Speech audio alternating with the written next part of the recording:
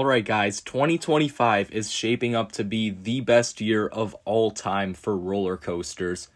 There's just a mind-blowing amount of new coasters opening up this year, and a mind-blowing amount of good ones at that. There's an insane amount of new parks, including the big two, which I'll get to pretty soon. Now, I won't be ranking these coasters as one in particular kinda throws everything off, but let me know if you want a ranking video. Now, with all that being said, let's get started. So to start off, I'll talk about the fact that there is a lot of crossover from last year into this year. We got rides like Flash Vertical Velocity, we got Georgia Surfer, we got Donkey Kong from Universal Japan that didn't really open.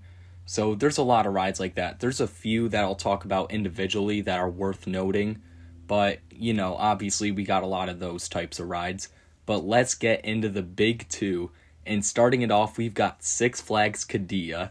And obviously the big dog here is Falcon's Flight. This is the stat monster. This is the ride that's going to break every single record. Whether that's a good thing or not, I don't know. It could be an amazing ride. It also could just kind of suck. I don't really know. I don't know which side to join. The side that says it's like a top 5 coaster in the world, or the side that says it's not even going to be top 20. I don't really know, because it could go either way, because the layout actually looks really good for this too, but I could also see it kind of just being like Fury 325. We've also got 7 other coasters here, 3 other to note. Iron Rattler is going to be an incredible Vekoma tilt coaster. It could be top 25 in the world. We've also got Spitfire, a really good looking Intamin multi-launch with the spike and an inverted top hat. We've also got a GCI Titan Track coaster with Colossus. I'm skeptical of how good that'll be, but we'll see. And of course 4 other family coasters, but I'm only going over big rides in this video. So let's move on to probably my most anticipated park of the year, Epic Universe. Oh my god, this park could change everything. I probably should do a separate video on this at some point, maybe in the future when it gets closer to opening. But man, this park looks perfect. I'm not going to talk about the theming or the flat rides right now because this is a coaster video, but yeah, everything else looks perfect. But as far as coasters go, we've got a good lineup here. We got Stardust Racers as the headliner, potentially a top 5 coaster in the world. We've got Donkey Kong Minecart Madness, the same thing as what's going to Japan. It looks pretty good. I don't know how it'll actually ride. It's a gimmick for sure, but it looks like a pretty good one. We got Hiccups Wing Glider, which will be a fun little Intamin. It could be a little surprising. I could see it being similar to Big Bear Mountain. And then Curse of the Werewolf, just a normal mock family spinner. So let's move on to Hosoland. And this is a very bizarre one. I don't really know what to think of this, if this is even going to open next year. I haven't heard much about construction or anything, but obviously we do know that they're planning a big 72-mile-an-hour launch coaster here. And it's supposed to be called Ghost Rider. It's supposed to be this new Vekoma model. And it looked sick from the concept art, but hopefully that's still happening. I seen on RCDB that it's still supposed to happen, but you never know. It's supposed to open June 2025, yet we really haven't seen a whole lot from there. Up next, we're going to talk about another sort of mysterious coaster, and this is Helios, going to Phantasiana. Now, I have no doubt this is opening in 2025. However, oh my god, this thing could be so good. And obviously, Wiener Prater's got their own mock rides coaster coming in Wiener Looping, but this is going to be so much better, I think. If this is anything like Voltron, we're in for one of the best coasters in the world. It'll have some crazy ejector airtime. I've seen potential layouts of this from where the footers are, and oh my god. Whatever they end up doing with this plot of land will be incredible. Up next, I'm going to talk about the most disappointing chain of this year, and that is SeaWorld, because we've got Beach Rescue Racer going to SeaWorld San Antonio, and Geisterwolf, or whatever name they're going to call it, the bringing back from the dead of Big Bad Wolf. You know what I'm talking about. And yeah, this is pathetic. For SeaWorld, oh my god, they could have done so much better. We went from getting an RMC, a huge hyper hybrid RMC, to getting a family B&M invert. That's really all I need to say about that one. And I mean, it'll be a fun ride, I'm sure. Probably like a 4 out of 10, but yeah, they really dropped the ball on that one. And of course, we got Beach Rescue Racer. It's a very small zerer. Again, it'll be a fun ride. Probably like a 3 or 2 out of 10. I don't know, maybe you'll have some sneaky lats. But that being said, they're going way too heavy in the family direction, which is a real shame. Now, let's talk about the most surprising announcement of the year, and that is Siren's Curse going to Cedar Point. I made a full analysis of this, and I'm really hyped for this. I don't think it'll be quite as good as Iron Rattler, but it still should be an easy top 50 coaster in the world. Amazing layout. Obviously, it's got that tilt gimmick. And this was supposed to go to Six Flags Mexico, but I think we all know why they ended up giving it to Cedar Point, which I will talk about that gigantic elephant in the room a bit later. But yeah, overall, this will still be an amazing ride, potentially a top 3 ride at Cedar Point.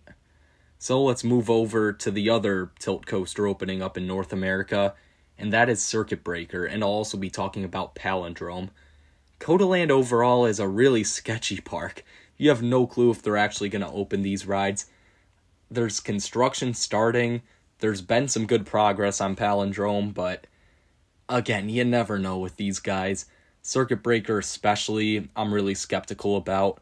But if they do open, they should be good rides. Palindrome will be an upper mid-tier Gerstlauer. And then Circuit Breaker, while I do think it would be the weakest of the tilts, I think it'd go Circuit Breaker, then Siren's Curse, then Iron Rattler at the top. Despite that, it's still got some real potential to be a top 100 coaster in the world. Up next, I'll talk about Quantum Accelerator going to Six Flags New England. I'm personally not the biggest fan of this. I don't think it looks all that good, all that extreme, but I know a few friends that are saying this is going to be the second best coaster to open up in North America, which I think is ridiculous. But I mean, they are big fans of the straddle coasters, so I don't know, it's up to personal preference, obviously. But it should have a few airtime moments, a few good moments of laterals. Nothing too special, but probably number 3 at Six Flags New England, which I think is more of a testament to how bad the lineup is after the top 2 than how good this will be. I'd still like to get on it though, because it does look like the best straddle coaster in North America. So now let's go over to the other Six Flags coaster opening up this year, and that is Wrath of Rakshasa going to Six Flags Great America. And obviously there's the rumors about Magic Mountain's new coaster. I don't think that's happening at this point, so I think this is all we're getting, but that's fine. Wrath of Rakshasa does look like a really good dive coaster. Will it be the best? You know, originally I was thinking yes, but then, I don't know. I've still got to go with Baron. I think Baron's just got the full package. Baron, Oblivion, the Black Hole. Even the original Oblivion I think could be better. But who knows? I mean, it's got a really good layout. It's got 5 inversions, including something that looks a lot like a step-up underflip. So this could be potentially a sleeper hit of 2025. What is not going to be the sleeper hit of 2025, though, and I can assure you of this, is Rapterra. Between the two Six Flags big B&Ms this year, Rapterra definitely looks like the weaker, in my opinion. I have no clue what they were thinking when they were designing this layout, but it looks terrible.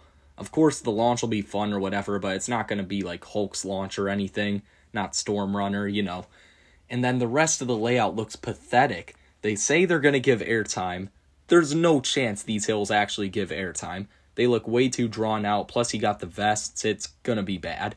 And the inversions are way too floaty. You've got that pipeline-like overbank to start out the ride, and it works on pipeline because it's weird. You kind of get some laterals, and then you sort of come out of your seat because the seat forces you to jump.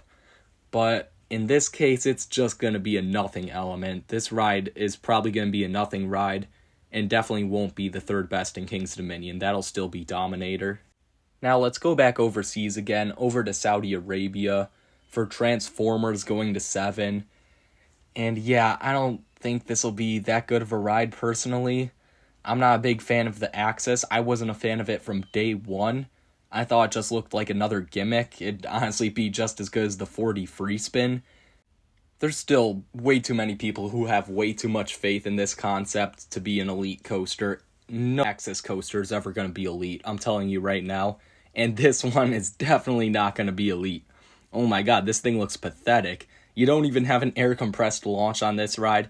It's a normal LSM, so it's not even going to be anything special. And then you hit a very lackluster looking layout.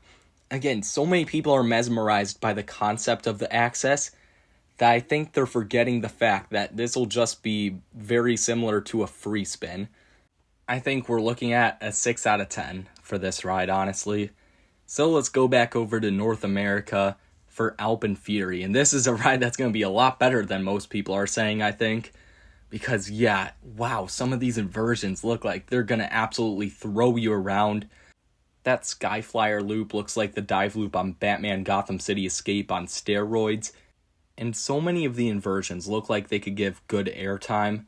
You've got that launch, of course, going out of the mountain. That inversion up there looks really cool. You've got a couple good normal ejector pops, not going upside down. You've got a really whippy looking turn at the start of the ride. And a lot of people say that looks drawn out. I think you could really fold over there potentially. Overall, this is definitely another coaster that has potential to be a top 25 coaster in the world. Will it be? I'm not sure. I'm leaning towards no, but you never know. Should definitely be top 50 in the world. So now let's talk about a park that may or may not open this year, and that's Oasis opening up in Missouri. This only has a couple family coasters slated to open, but it still should be an interesting concept because there just hasn't been any new parks that have opened up in that part of the country so far in a long time. So that'll be pretty exciting. Of course, we got Mattel Adventure Park that's supposed to be fully open next year, hopefully. We'll see. That's another one like Codaland where maybe they get them open, maybe they don't. We'll see. But we've got two other big coasters to talk about. And let's go over to Europe one last time for Yoi. Why are people not praising this thing? Yoi looks incredible. Not just the ride, but the name itself is maybe the greatest name of all time. It is terrible in all the right ways. Yeah, that's what every coaster should be called. Every creative team should be fired and just hire everyone from this creative team. As for the ride itself, it's a dueling RMC Raptor. One side's a family coaster, one side's a thrill coaster. The family coaster, I definitely got a sneaky suspicion that could feel a lot like Oscar's Wacky Taxi and be more aggressive than most family coasters out there. And the thrill side looks like a step up from your average RMC Raptor. Should be on par with mid-tier RMCs like Wicked Cyclone. Yeah, definitely a big step up from the other Raptors. This will be very unique. And overall, this will definitely put Walibi Holland up as one of the best parks in Europe. Now, finally, let's talk about our last coaster that I want to talk about. Now, obviously, I didn't even cover close to all of the coasters that are opening up next year, but these are just some of the biggest ones for sure. And this one you might not agree with being a 2025 coaster because it's already opened. And if you know what I'm talking about, then yeah, you know it's Top Thrill 2. I do not consider this a 2024 opening. I considered this like sort of a soft opening in 2024, but really it's supposed to open next year. I talked about this in my Siren's Curse video, that they probably got Siren's Curse because they knew there was something really bad going on with Top Thrill 2. So honestly, this is one of the ones that I'm more skeptical about it opening up next year. Obviously, I'm way more confident this will open than something like Ghost Rider or Circuit Breaker or anything like that. But still, you have to wonder how reliable Top Thrill 2 is actually going to be. And is it going to be up in 2025? I think it will be. I think their intent is definitely to get it open by opening day. They've said that. They want it open. But will Zamperla get the job done? I don't know. They're Zamperla. Either way, I think this will be number 5 in the park. I do think between this and Siren's Curse looks better in my opinion, but we'll see. So that is the absolutely stacked year that is 2025. As you can see, there's just world-class coaster after world-class coaster, and I'd be shocked if this isn't the greatest year of all time for coasters. So let me know what you guys think of this video down in the comments below. Make sure to like and subscribe, and I'll see you guys next time.